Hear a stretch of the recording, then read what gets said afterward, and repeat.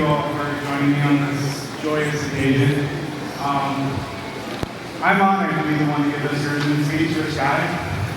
I was honored, at least until I found out that mostly it's because all of his friends are introverts and I'm not.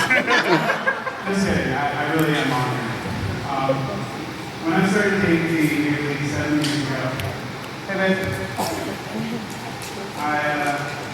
when I first met Skye, I thought he was pretty cool. We're going into adulthood, he loves movies, Star Wars, and all things nerdy from the 80s. But that was really just the beginning. As I got to know him, I found someone who was smart, kind, caring, and understanding. Sure, he had a tendency for collecting Funko Pops. Sorry about that, man. And other movie memorabilia, but he was genuinely a good guy. The thing is, the longer I knew him, the more Skye I saw, and the closer we got. The more I began to understand the person he really is. Skye is someone who would give you something you cherished if he thought you needed it when you needed it. He would put aside his opinions to be there for you, even if it was hard for him, because to him that would be the right thing to do. He'd find time to be a good friend when someone he cared for needed him, even if he was busy. And I think these reasons are the reasons that are going to make him a great husband, and eventually an amazing dad. To some girls, because let's be honest, that's just statistics. As for Leon, when I first heard that Skye was dating someone, I was a little apprehensive. I mean, over the years, I began to think of Skye as a brother, and everything sounded a little too good to be true. I mean, she had to be crazy, right? Trying to take advantage of him. But he insisted that she was terrific, so I went with it. And something totally weird happened. The first time I saw the two of them together,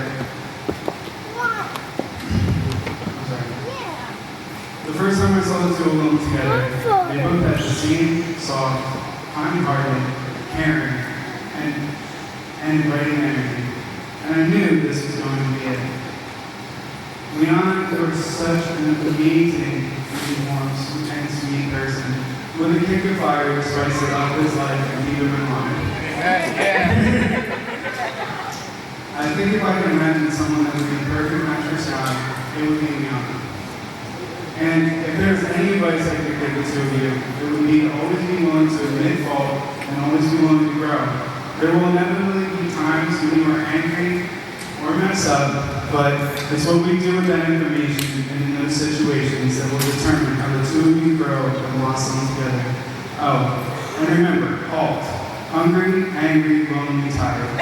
Because no one wants to argue over an empty stomach.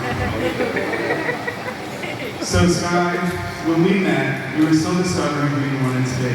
And now you've grown into a kind, gentle, and strong young man who's a geek, who loves movies, Star Wars, and all things nerdy from the 80s.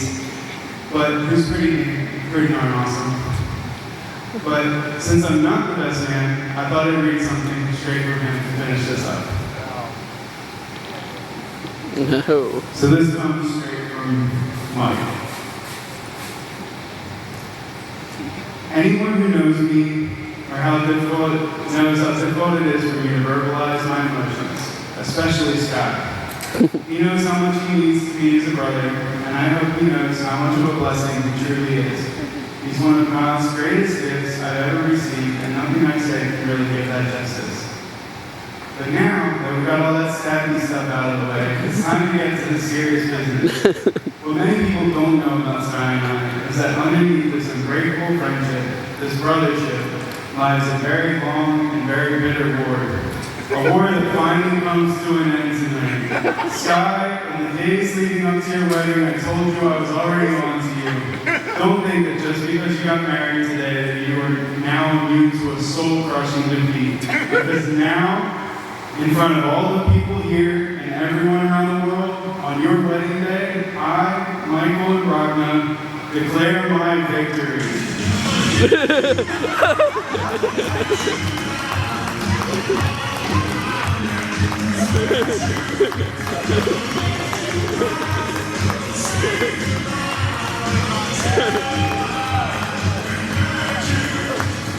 Alright,